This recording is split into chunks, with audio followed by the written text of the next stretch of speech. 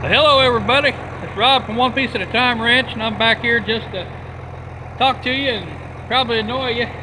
We got this dumbass storm coming in. I shut the gas off on this. I had to lift a blade to put on that tractor, set it up in the other hole so I could get it put on. And forecasters, the weather guessers say we're supposed to get somewhere between 3 inches and a foot. I don't know.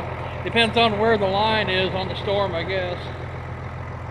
Pretty easy to be right when they do that. It was like, well, we told you. Anyway, I reckon we'll go do that. Want y'all to get inside if you're in the path of this storm. Have to get your chores done and stay safe. Love y'all.